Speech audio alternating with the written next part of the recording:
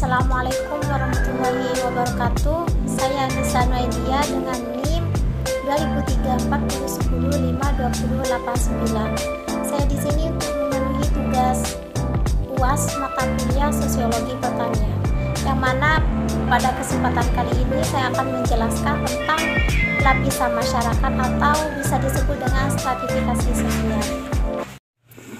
Langsung saja saya akan menjelaskan stratifikasi sosial menurut para tokoh, yaitu menurut Pitrim A-Sorkin. Stratifikasi sosial adalah perbedaan penduduk atau masyarakat ke dalam lapisan-lapisan secara bertingkat. Nah,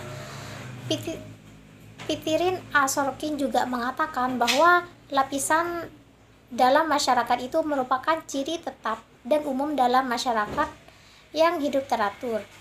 Lapisan-lapisan kelas secara bertingkat dapat dibedakan menjadi 3 unsur, yaitu kelas atas, kelas menengah, dan kelas bawah.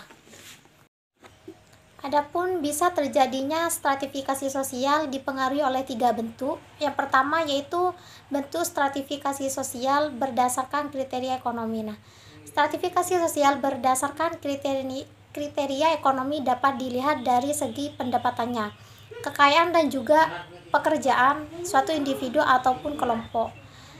Dalam hal ini, faktor yang menentukan lapisan tingkat sosial dalam individu atau kelompok dalam suatu masyarakat didasarkan pada tingkat ekonomi individu atau kelompok tersebut. Dengan kata lain, individu atau kelompok yang mampu memperoleh kekayaan ekonomi dalam jumlah besar biasanya akan menduduki lapisan teratas, dan sebaliknya bagi mereka yang tidak berhasil dalam mengumpulkan jumlah kekayaan ekonomi yang banyak, maka akan menduduki lapisan masyarakat yang paling bawah.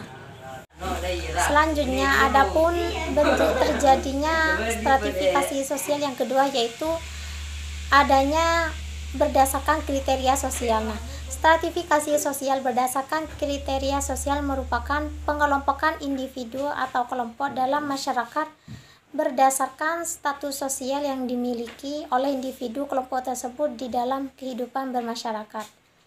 Status sosial merupakan kedudukan yang dimiliki oleh seseorang dalam suatu pola interaksi sosial tertentu.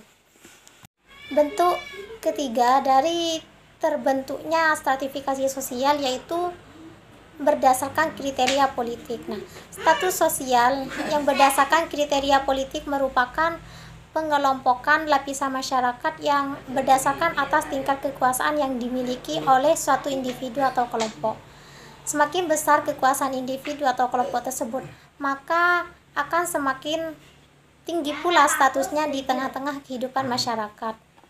Nah, selanjutnya, adapun stratifikasi sosial ini terjadi karena adanya sesuatu yang dihormati dan dihargai di dalam kehidupan suatu masyarakat. Pembagian seperti beberapa kelas A, kelas B, dan kelas C ataupun kelas atas, kelas tengah, dan kelas bawah terjadi karena adanya keinginan dalam suatu masyarakat untuk suatu penghargaan. Nah, golongan yang mendapatkan penghargaan yang tinggi biasanya akan ditempatkan ke dalam kelompok masyarakat kelas atas. Golongan yang mendapat penghargaan yang bisa dikatakan biasa-biasa saja akan ditempatkan ke dalam kelompok masyarakat kelas menengah, sedangkan golongan yang mendapatkan penghargaan yang rendah akan ditempatkan ke dalam kelompok masyarakat kelas bawah. Mungkin hanya ini yang dapat saya sampaikan, kurang lebihnya mohon maaf dan terima kasih. Wassalamualaikum warahmatullahi wabarakatuh.